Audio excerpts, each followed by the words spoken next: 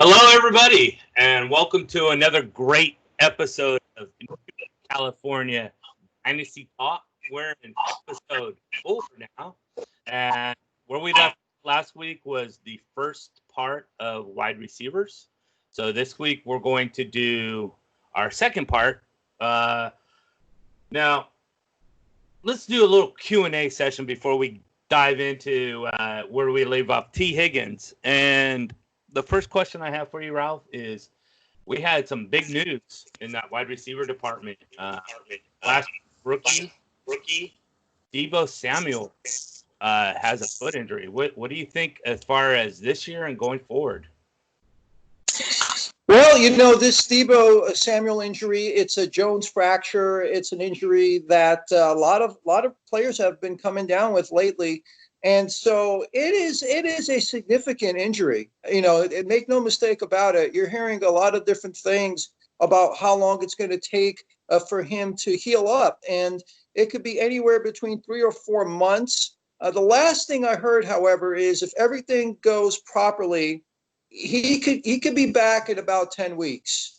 So, being that we are at the end of June, that should line up with probably like the first week of the season. So if everything goes according to plan, the 49ers probably won't even need to put him on the PUP list.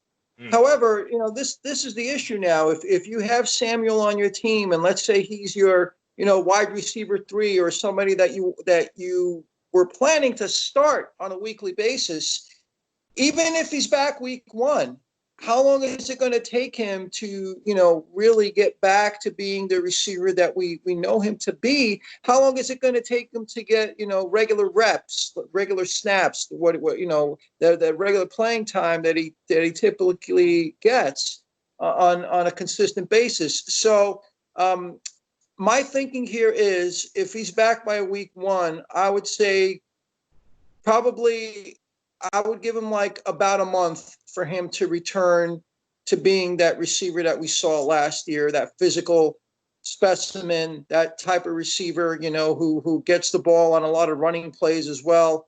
I wouldn't expect a whole bunch out of him in that first month. Now, the other thing to consider also with this Jones fracture injury is that there is a slight chance of it reoccurring. So, keep your fingers crossed and hopefully, everything turns out well, and by week 4, week 5, he should be back and raring to go. Now, what about Jalen Hurd? Do you think that's the play? If we're worried that, let's say, down the road, Deebo Samuel, he comes back, and then, as you mentioned, is a problem with the foot again and continues to return. Which guy off the 49ers do you think is the guy? I've heard rumors with Hurd, but I've also heard with other wide receivers.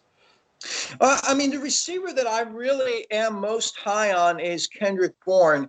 Here's somebody who, last year showed signs of breaking out. Now, he did have his bout with drops, but he's also somebody who's caught quite a few touchdowns.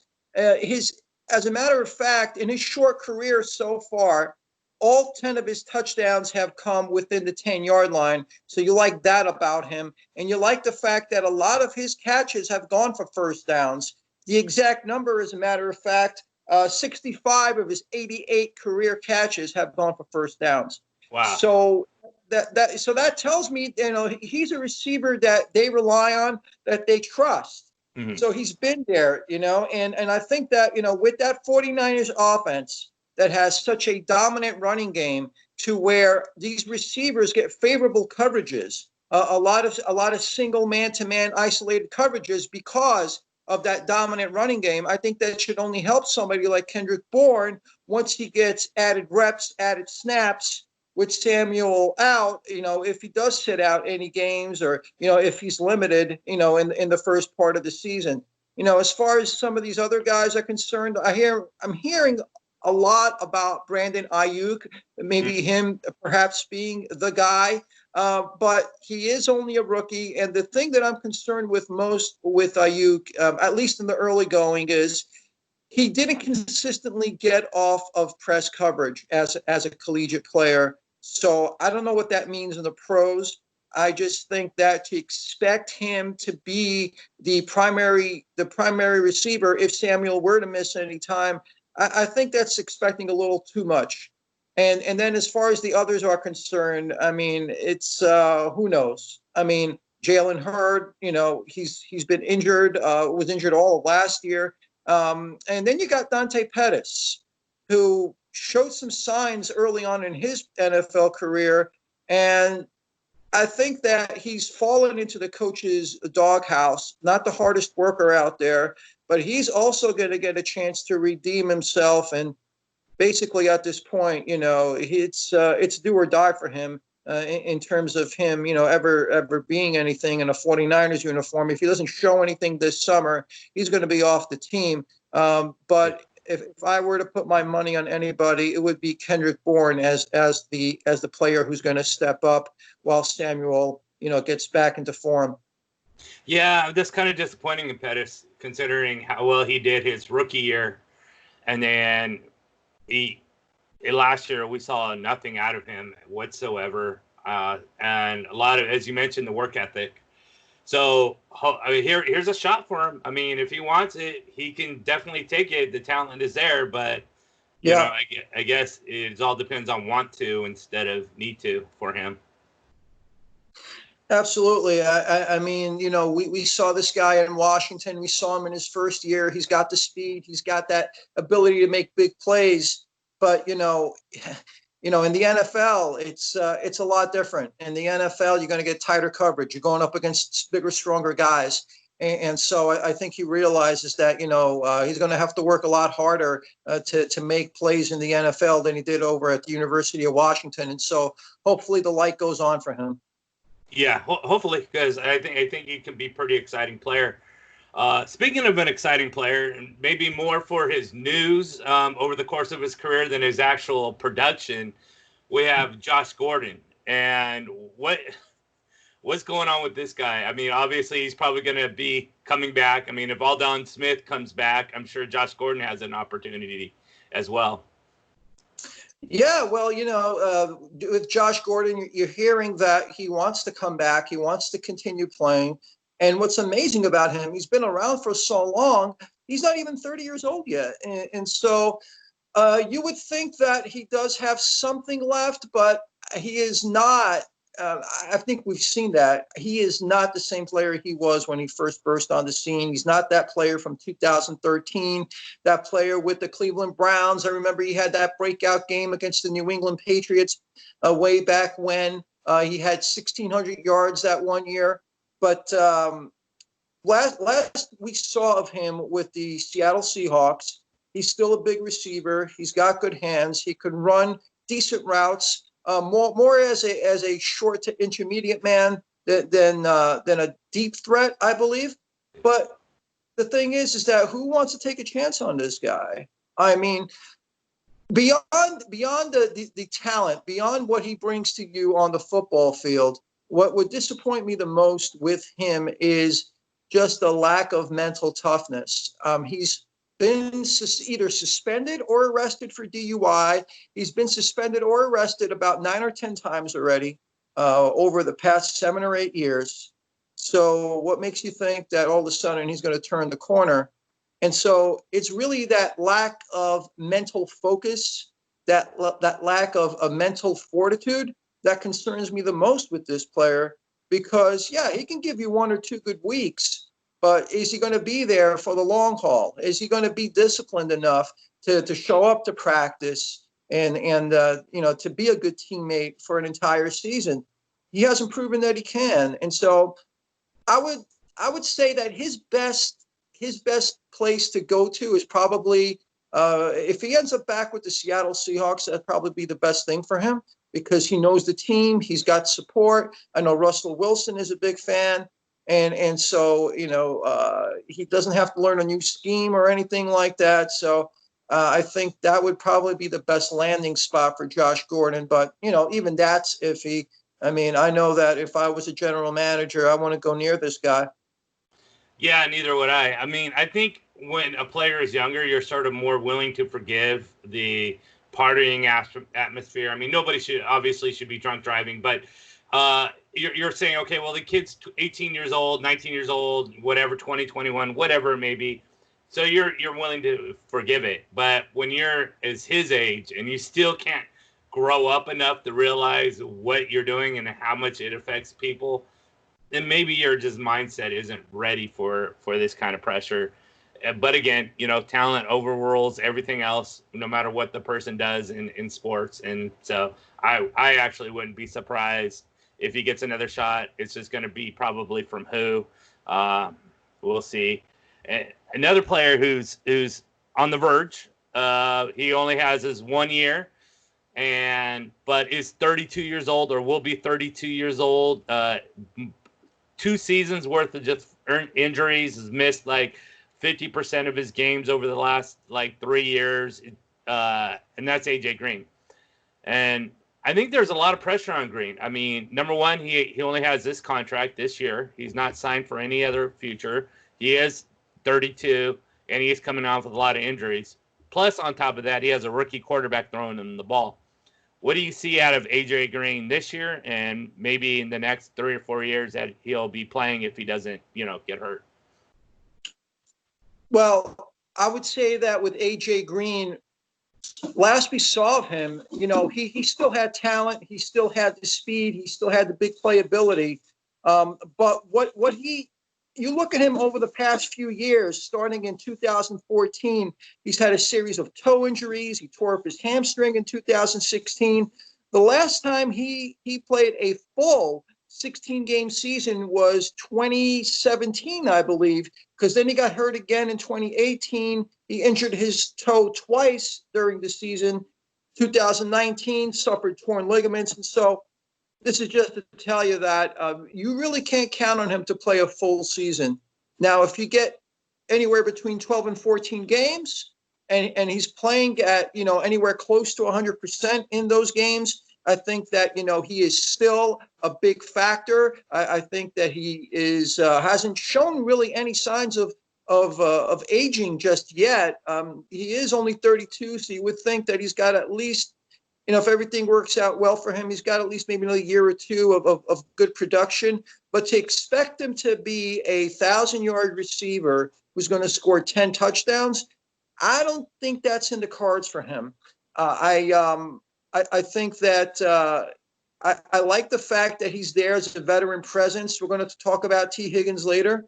And I think that T. Higgins has a lot of similarities to A.J. Green. So you keep him around for another year to not maybe to serve as a mentor, at least as a guide, I would say, to a young player like T. Higgins. But as far as, fantasy is concerned, I don't think he's a wide receiver 1. I think he's probably more of a low-end 2 or maybe a wide receiver 3 at this point of his career. Yeah, I'm thinking definitely wide. I'd take him wide receiver 3 or a late wide receiver 3, that is, and then hope for maybe at least a couple of years of return value. Obviously, you're not looking at much, but for someone that could probably have, at least if healthy, have a top 10 wide receiver numbers, I think that's in him this year. After this year, I don't know, but I definitely would take him late wide receiver 3, early wide receiver 4. And now that you brought up T. Higgins, I believe he's your 9th wide receiver. Actually, he's number 8. Number 8. So in T. Higgins, you're looking at a player he's tough, he's long, he's fluid. And I like that physical part of his game, that physicality that he brings to a team, and that, he's not hesitant about going over the middle. He's got those long arms, and that's where you see the similarities between A.J. Green and T. Higgins. Both have 34 to 34 and a half inch arms.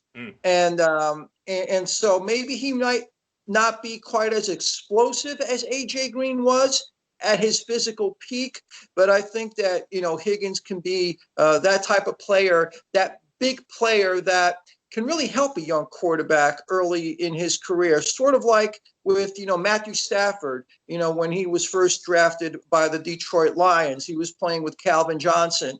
And, as Stafford was getting acclimated to the pro game, as he was, trying to figure things out, a lot of times why not just throw it up to your big guy, Calvin Johnson? And, you know, you don't have to be super precise with the ball. Just throw it up there for the big guy and watch him come down with it. I think T. Higgins can be that type of receiver. Obviously not Megatron, not to that level, but I think he could be that type of big receiver where you just throw it up there.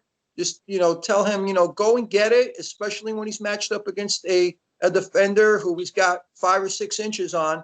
And when you factor in the long arms, that huge catch radius that he has, I think T. Higgins could be quite a weapon. And now, as far as his first year is concerned there in Cincinnati, he's going to have a lot of competition. So we mentioned A.J. Green's going to be back. You also have Tyler Boyd. And then you have Auden Tate, another big receiver, 6'5". And let's not forget John Ross. Yes, he's still with the team. And the thing with Ross is that I know that his 5th-year option was declined. So you would have to think that unless he has a true breakout season, I don't think Cincinnati is going to bring him back. So, you know, and so if A.J. Green gets traded, you know, because he's playing on a franchise deal, and if John Ross isn't there in 2021, that really opens things up for T. Higgins, where he can emerge either as the wide receiver 1 on that team, or at least the receiver 1B to Tyler Boyd's 1A. And then, you know, with Burrow, who I think, you know, shows a ton of promise, I think T. Higgins could be around for a long time with the Cincinnati Bengals. Where do you see him this year as far as in the mix? I mean, obviously, Ross probably has a leg up on him. A.J. Green is the number 1 wide receiver, is healthy. Then you have Tyler Boyd. Where do you see him in sort of the mix of Boyd, Austin Tate, Alex Erickson? Do you see him as like maybe a 5 wide receiver now, or a 4 or 3? Where do you see Higgins? I think that, you know, he's going to have to earn his reps in during the summer, during the preseason. And so I would think that he is going to probably be battling it out with Auden Tate and Erickson for reps on that team. I would predict that it's going to be A.J. Green, Boyd, and Ross, the 1, 2, and 3 receivers. And then I think Higgins can probably compete with those other players for snaps in his rookie year. Yeah, I definitely think he's going to get snaps because he pretty much has to get snaps. A couple of reasons. One, Cincinnati Bengals are probably not going to go very far this season. Just way too new offense, getting used to everybody. You have a rookie quarterback. So making the playoffs is going to be hard. Secondly, you want to get Higgins involved as much as possible because you want to see what your future's like. Do you want to keep John Ross? Do you want to sign A.J. Green? If Higgins needs more time, then you're obviously going to choose and pick and keep some of these wide receivers still going. So as much as there's such a crowded wide receiver field for him to break through, I also do see him being someone that they're going to utilize as much as possible. Yeah, he'll get his chances, and it might not be until maybe week 10 or week 12 that he gets those games where he'll get an opportunity to, you know, to catch 5 or 6 balls. But I think that at some point during the season, I think that he'll get a lot of action.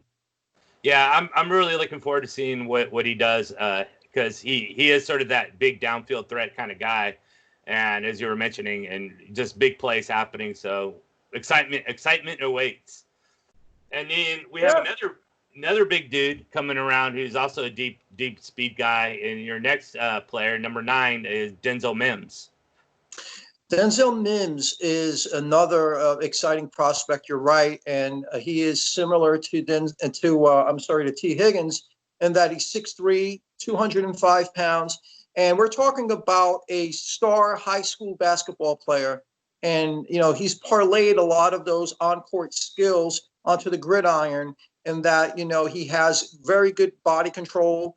He's got good vertical ability, leaping ability, I should say. And he tracks the ball very, very well. He's a physical guy. And so, you know, he's not going to be overwhelmed or overpowered at the line of scrimmage. So you like that about him.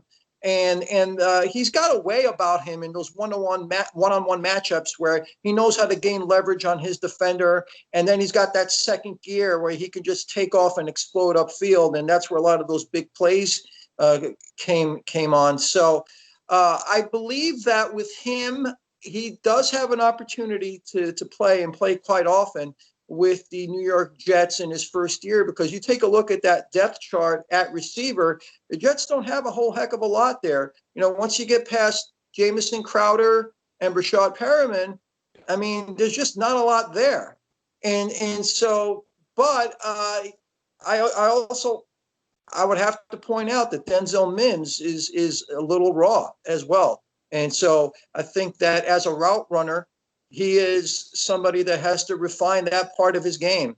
And watching him playing over at Baylor, a lot of times he rounded out his cuts a little too often, whether he's breaking inside or outside. And then sometimes he has a tendency to be a bit of a body catcher as well. Mm-hmm.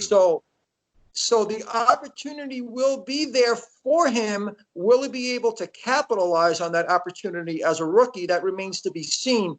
I think that if you're just slowly looking at the depth chart and saying, well, this guy is going to have 900 yards his first year because, look, he really doesn't have much in front of him.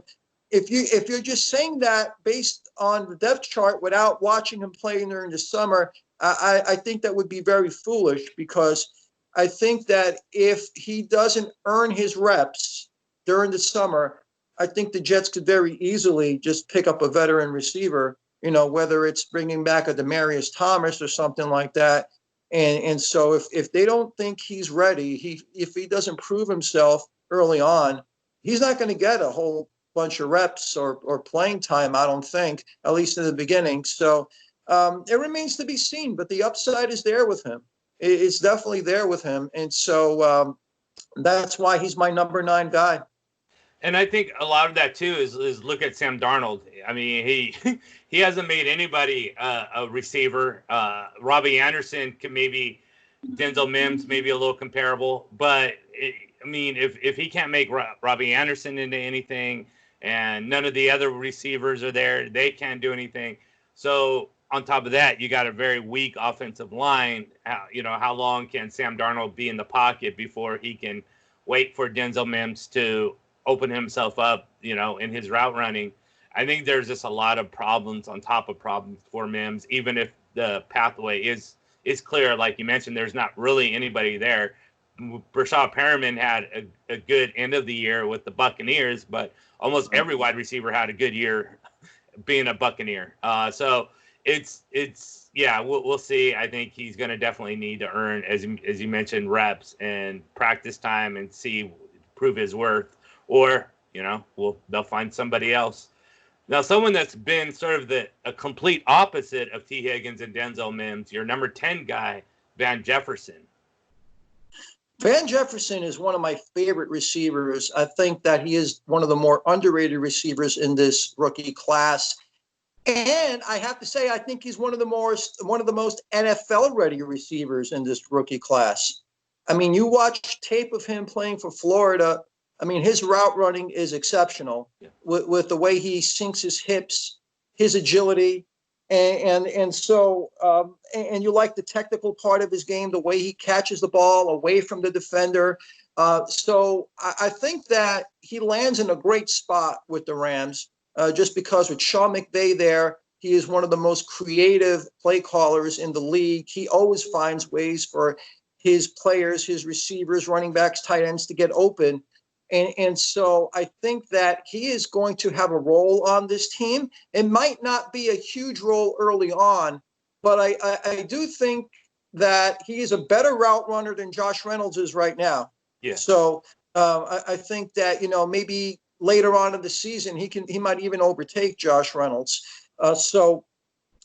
But looking forward to 2021, one thing that you have to keep in mind, because we are playing Dynasty, we're talking about Dynasty here, so we have to look forward to 2021.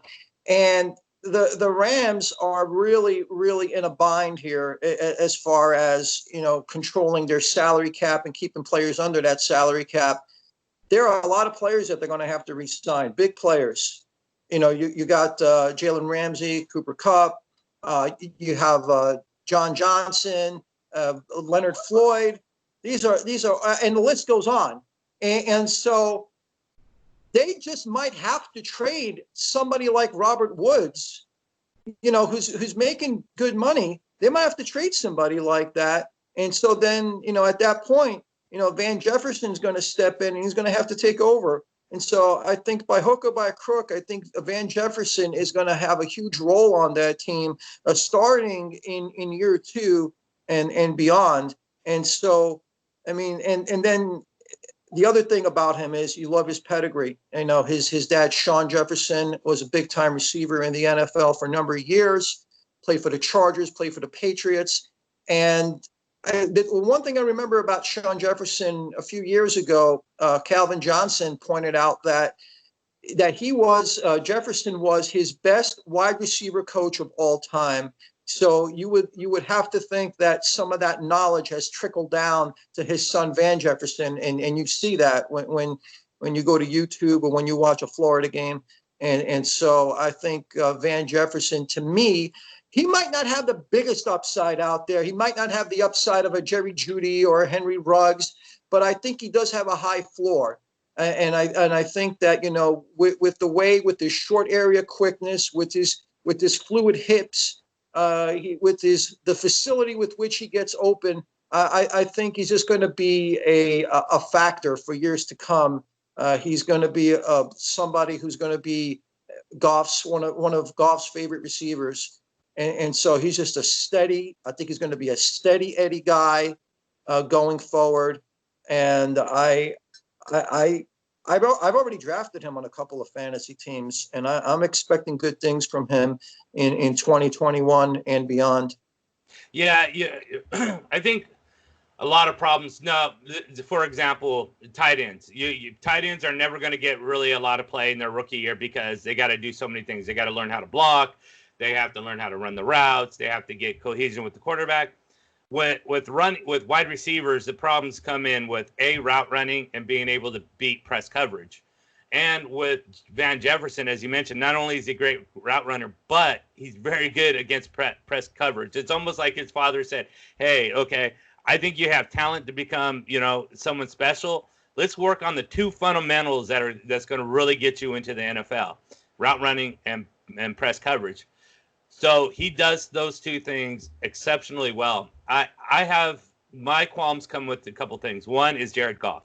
Can he really support more than one receiver? As we saw last year when it was all Cooper Kupp in the beginning, all 8 games, and then flip side, Cooper Kupp disappears, and it's Robert Woods and Tyler Higbee. Then now you have the same situation. Can he really support Cooper Kupp, Robert Woods, Tyler Higbee, and then KJ Hamler? So with the fantasy wise, we'll see. We'll definitely see as far as dynasty goes. Maybe, as you mentioned, Robert Woods, who has a fat salary, is gone, and that'll open up space. But something's going to happen for Van Jefferson to be able to get into that situation where it's not just 3 or 4 players that Goff has to carry, but 2 to 3 at the most.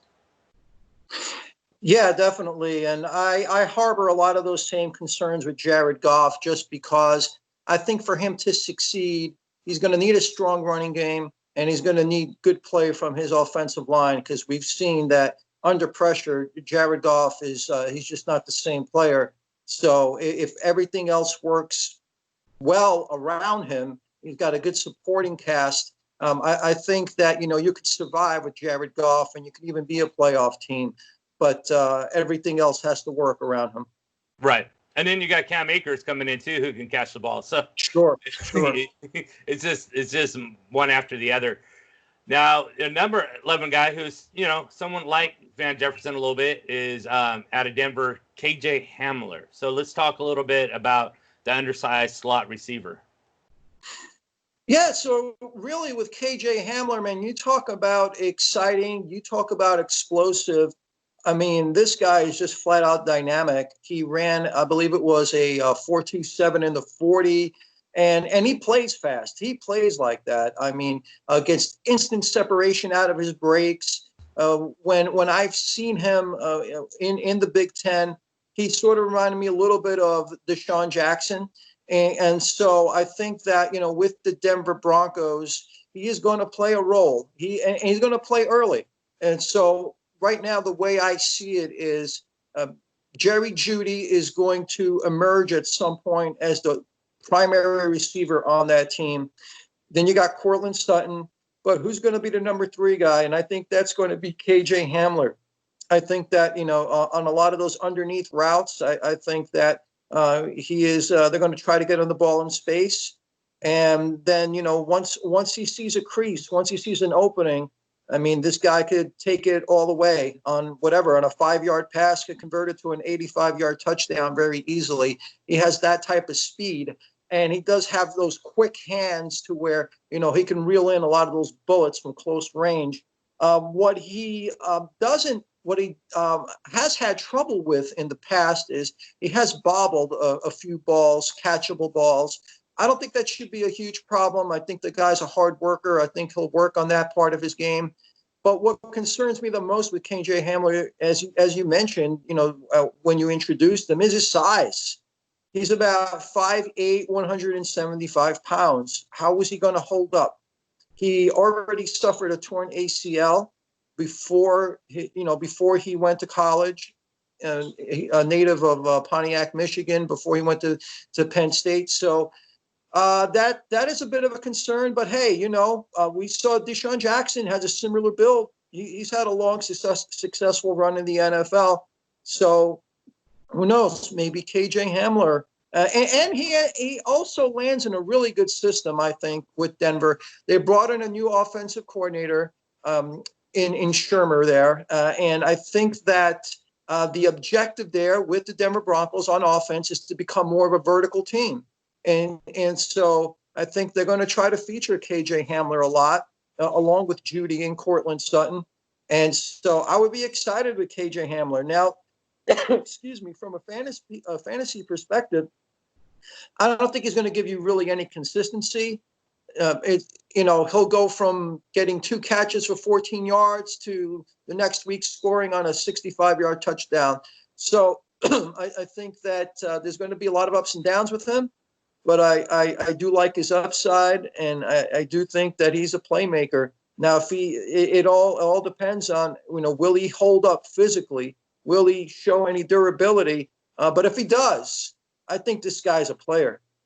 Yeah, I do too. I really like his excitement, and I do like the fact that Denver is going to probably go to 3 wide, if not 4, for a lot of the situations. And that just opens up more opportunity for him.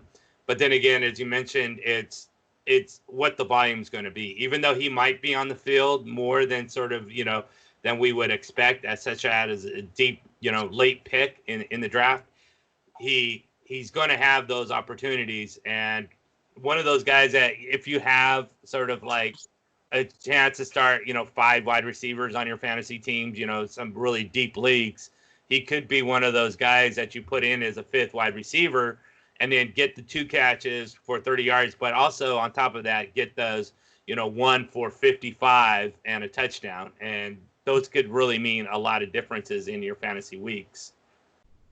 Yeah, I could see him flourishing in a, for the old timers out there, I could see him flourishing in an Oz Hakeem type of role way back when with the Rams in The Greatest Show on Turf.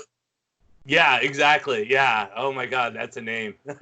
And then he had his brother too. I can't remember what his brother's name was, but they both were pretty exceptional players that were fast as lightning, but didn't really do much in the receiving column outside of those 1 for 55 kind of games. Feast or famine. Yeah, exactly. Mm-hmm. And then number 12, Quintez Cephas from Detroit. Yeah, we talked about him last time, and he is one of these players who's big, he's strong. As I mentioned last time, kind of reminds me of Anquan Bolden. He has that type of build in that he's, 6 foot, 207 pounds, and he actually looks and plays even bigger than that. What I really like about him is his suddenness. He just plays fast. He gets into his routes fast. He turns his head around fast. I like that about him. In the NFL, whether you're a quarterback, receiver, running back, you just got to play fast, and you can't think out there. And I like that about him. I like that he's physical. And as I mentioned, down the road, again, with Detroit, they don't really have much there on the depth chart once you get past Galladay and Marvin Jones. And so with Amendola being 36 years old, I think he's going to be on the way out. I don't see him being there next year. No. And so, I think this is a great opportunity for Cephas to emerge as that big slot receiver for the Detroit Lions. Yeah, and you named it. The dude is big. I mean, he is strong. I love these kind of players that they don't do much, but once you get the ball in their hands, they're just shedding tacklers and they're just mammoth, size and just strong hands and just everything about him is strength. So very good. I think that's a very good comp with Anquan Bolden. Very much alike. Just massive guys that do a lot of damage to the defensive backs. Yeah. He's really good on those contested situations, slant plays, those types of things for sure. Now we sort of get into sort of the mixed bag group, guys that could surprise, maybe not. A couple of ones that I definitely want to talk to you about. One of them being Bryan Edwards, who was I think a third round decision for the Raiders. He was a mid-round guy. Might have been a third or fourth round player. I think you're right. I think he was a third round player. Now, with the team like the Raiders, who doesn't really have anything at the wide receiver position outside of Ruggs, of course. We don't know about Renfro. Renfro could have been just one of those guys, sort of a Danny Amendola, Lunch Pail kind of guys. But why so low on Edwards, who has a great opportunity? Well, that's just because he's got a crowded group over there in Oakland. So once again, he's got a great background, a great resume coming into the league.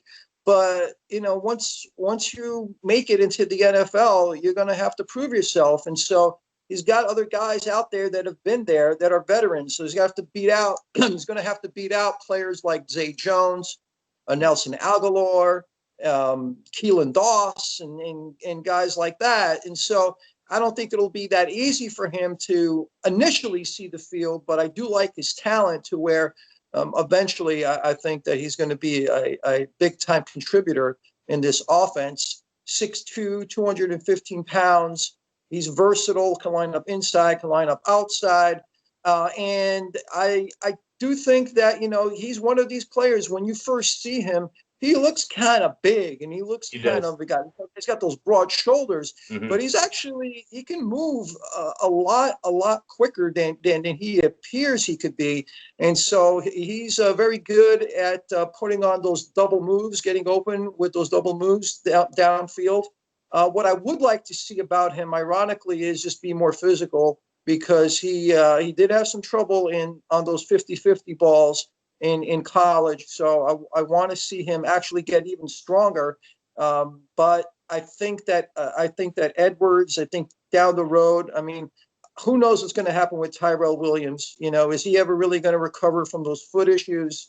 So how long does he stick around with the Las Vegas Raiders?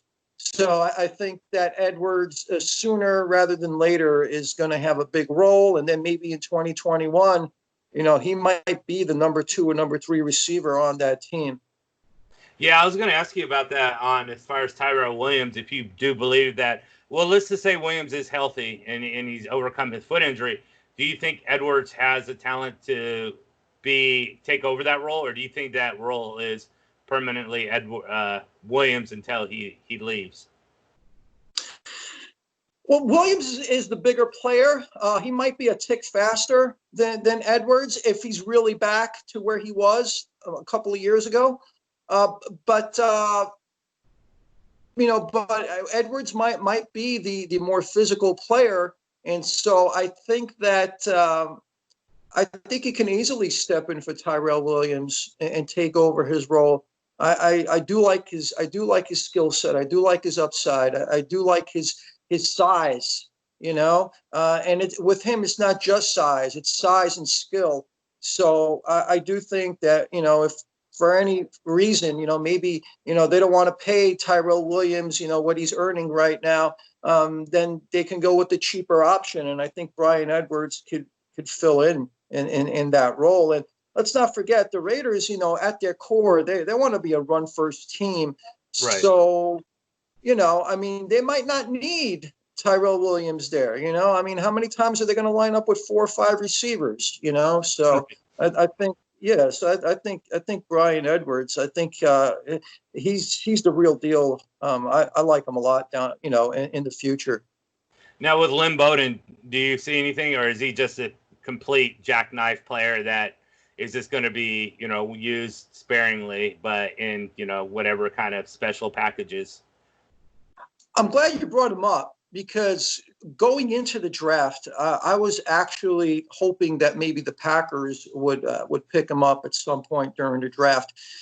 He is somebody who's played multiple roles from quarterback to running back to receiver. So you like that aspect about him in that, he could see the field like the quarterback does, and he could play the running back position. So that football intelligence is there with him. But I'm not really sure on how the Raiders intend on using him. So the latest I heard is they want to make him a running back and use him in sort of like a joker position, I guess, or jack of all trades position or whatever. I mean, if there is a position, like that. So I until I don't see him in action, I can't really forecast how much he's going to be used.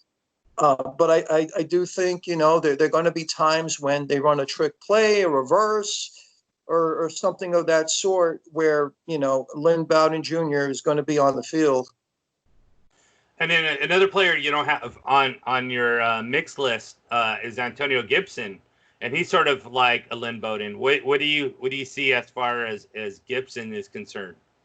Well, I actually covered Gibson when we were talking about running backs. So I think, yeah, I think Gibson. I see Gibson as more of a running back because he's got the size. He's 220 pounds, 6 feet tall. He's thick. So I think they're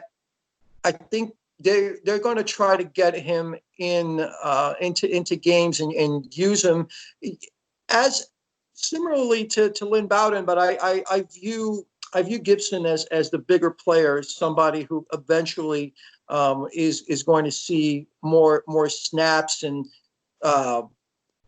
who knows, just getting the ball and running downhill and those types of situations. So, yeah, I view Gibson as more of a running back. And I think you're right about that. They seem like that's the move. He sort of came out of college as a wide receiver, but it looks more like Washington wants to use him in that running back role. And one of the other guys that you have that sort of like the ones we're talking about is Chase Claypool. And he goes to the Steelers, who have a lot of wide receivers. What do you forecast in him? Well, Claypool is just huge. I mean, he's about 6'4.5", 6'5". He's got a gigantic wingspan. He can just abuse defenders off the line of scrimmage. But I just don't know how dynamic he's going to be at the next level. So he's somebody who, as a collegian, he won with size, he won with power. But what's his speed? What's his explosiveness going to be like in the NFL? I think that down the road, I could see the Steelers making him a tight end. So he can maybe emerge as sort of like, or kind of follow in the footsteps of a Darren Waller. I could see that happening at some point. So or maybe what about Mike Gesicki kind of guy? Do you think someone like that as well? Maybe. Yeah. Somebody who's long, somebody who you just throw it up there. He can box out guys. I think that he could be that type of player. Kind of, I think the classic tweener, right? I mean, Not the traditional tight end. He's not going to do a lot of blocking for you. He's probably not going to be very good at it. But then again, he's not that explosive receiver either, who is just going to leave guys in the dust. And so, you're going to have to find a role for him.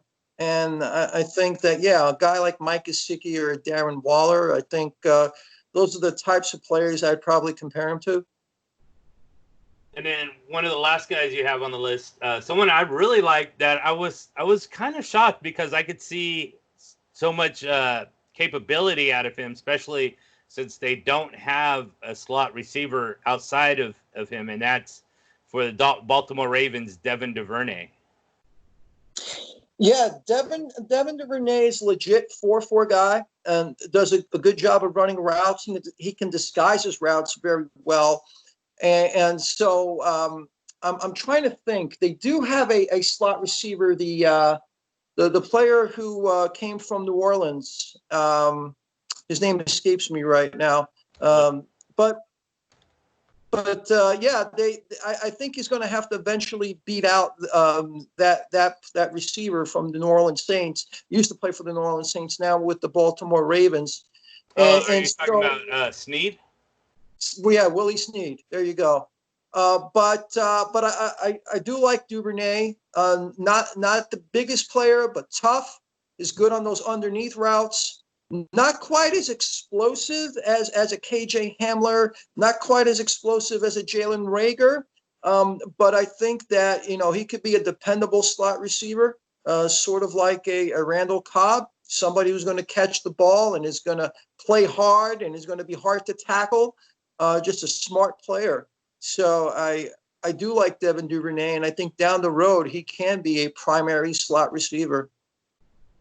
Now, what about any of these other guys? Maybe you want to talk about Gabriel Davis, Gandy Golden, Joe Reed, Tyler Johnson, Colin Johnson.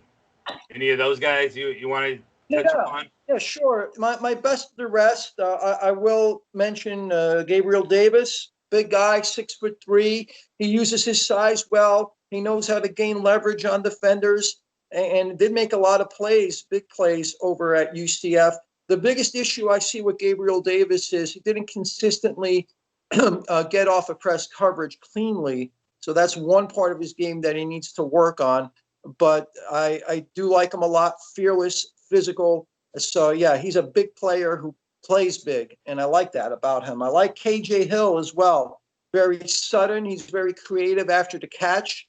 He's with the Chargers, and I think that at some point, he's going to get a chance to step up. If Keenan Allen gets hurt at some point, I think he's a player who could step in and can contribute. Another player, he wasn't drafted, but I liked him going into the draft. I was actually kind of shocked that he wasn't selected. Is Courtney Davis? Picked up by the Minnesota Vikings. Another big receiver, 6'2", big shoulders, strong hands, makes plays in traffic.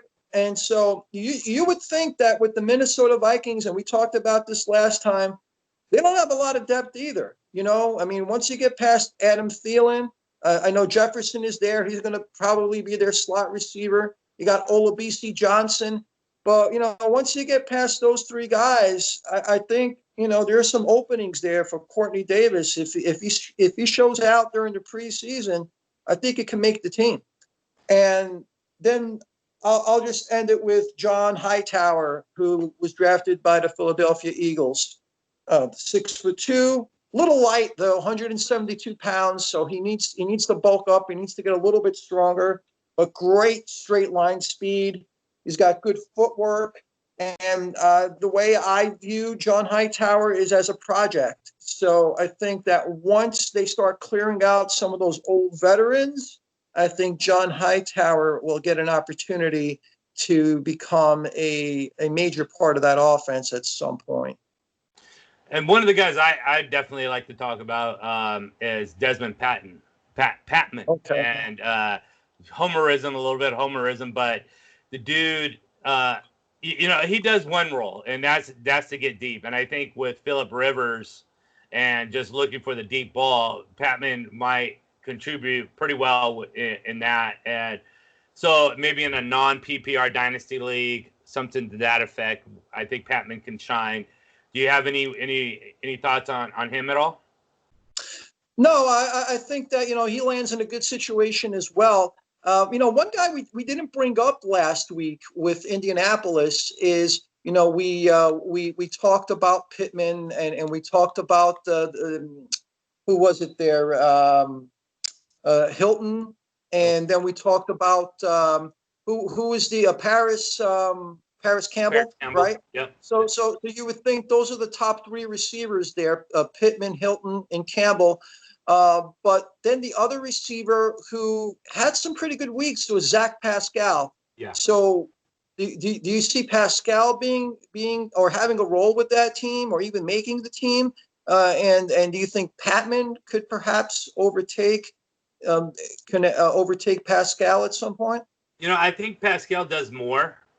He can definitely do more routes than Patman does. Also, I really liked what Pascal did in sort of an emergency situation where all the wide receivers, were banged up. They were pulling guys off the street left and right over at the end of the last 3 or 4 weeks just to fulfill a team.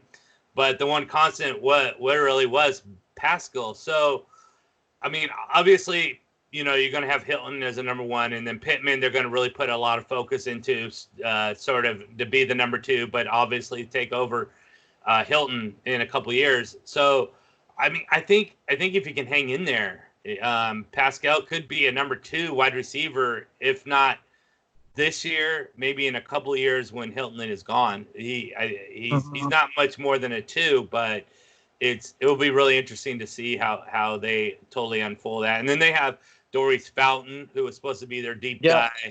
Right.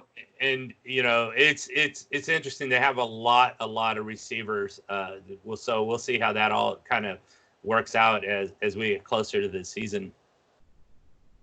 Yeah, you would think a guy like Doris Fountain, he's got like 1 foot off the roster. He's really going to have to show something. Been hurt a lot. I remember he came into the league with, was it Deion Kane? I think they came in the same year, I believe, right? Exactly. And unfortunately, Kane is another guy who couldn't stay healthy either. So, yeah.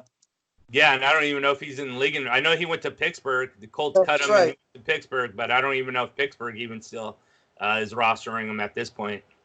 Yeah, it's a shame. I really loved him in college. I thought he was going to be something, but yeah, that's the NFL for you, man. One big injury and you're never the same again. So exactly. The thread of being successful or just maintaining a job in the NFL is so very thin. Mm-hmm. Absolutely. So that'll conclude today, our wide receivers. Next week we're going to jump into tight ends and then we'll do some IDP. We'll do a little bit of IDP and get you guys all ready for that. So make sure you guys like, subscribe, share, do all that wonderful stuff. You can follow me, RFL Red Zone, and you can follow Ralph at Reverend Ralph. So everybody out there, have a great day. Ralph, take care, man. Looking forward to it. Good Thank stuff, you for coming on, and we'll see you next week, bro. We'll talk soon, man. Take care. Same here. Take care.